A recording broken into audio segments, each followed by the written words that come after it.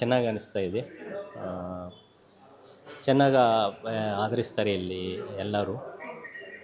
But ಒಳ್ಳೆ experience ಆಗಿದೆ ಇಲ್ಲಿ ಮಾಡಿದ್ದಕ್ಕೆ. ಬಟ್ ಚೆನ್ನಾಗಿ ಬಂದಿದೆ ಮೂವಿ.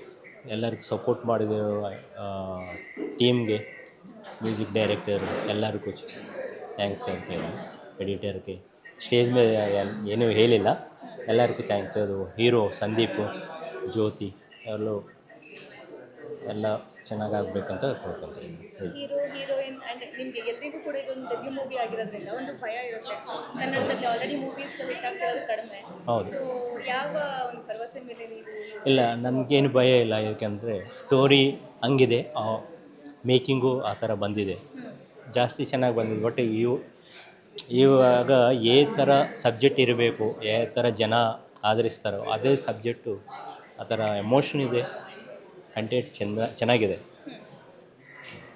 ರೇಂಜ್ ರೋವರ್ ಕಾರ್ ಅಂದರೆ ಒಂದು ಅದಕ್ಕೆ ಫ್ಯಾನ್ ಬೇಸ್ ಇದೆ ಸಪ್ರೇಟ್ ಆಗಿ, ಹೌದು. ಲೆವೆಲ್ಲೇ ಬೇರೆ ಅಂತ ಹೇಳ್ತಾರೆ. ಹೌದು. ಸೊ ಆ ಹೆಸರಿಟ್ಟಾಗ ಸಿನಿಮಾ ಮೇಲೆ ಕೂಡ ಅಷ್ಟೇ ಎಕ್ಸ್ಪೆಕ್ಟೇಷನ್ ಇರುತ್ತೆ. ಇಲ್ಲ, ಹೇಳಿ.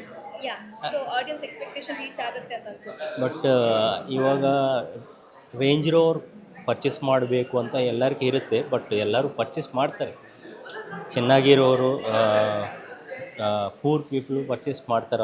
ಅವರೊಂದು ಸ್ಟ್ಯಾಂಡರ್ಡ್ಗೆ ಬಂದಿರೋ. ಬಟ್ ಈ ಮೂವಿ ನೋಡಿದ ಮೇಲೆ ನಮ್ಮ ರೇಂಜ್ ರೋವರು ಆ ಥರ ಫೀಲ್ ಬರುತ್ತೆ, ಎಮೋಷನ್ ಆ ಥರ ಇದೆ. ಯಾಕೆ ನೀವು ಕನ್ನಡದಲ್ಲಿ ಮುಂಚೆ ಮಾಡಬೇಕು ಅಂತ ಅನಿಸಿರಲಿಲ್ಲ, ಈಗ ಯಾಕೆ ಡೆಬ್ಯೂ ಮಾಡ್ತಿದ್ದೀರಾ?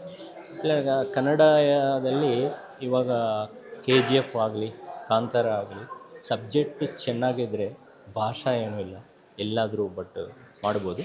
ಬಟ್ ಇಲ್ಲಿ ಸ್ವಲ್ಪ ಸಪೋರ್ಟ್ ಚೆನ್ನಾಗಿರುತ್ತೆ. ಕನ್ನಡದಲ್ಲಿ ಮಾಡಬೇಕಂದ್ರೆ ಫಸ್ಟ್ ಡೆಬ್ಯೂಟ್ ಮಾಡಬೇಕು, ಸಪೋರ್ಟ್ ಚೆನ್ನಾಗಿರುತ್ತೆ.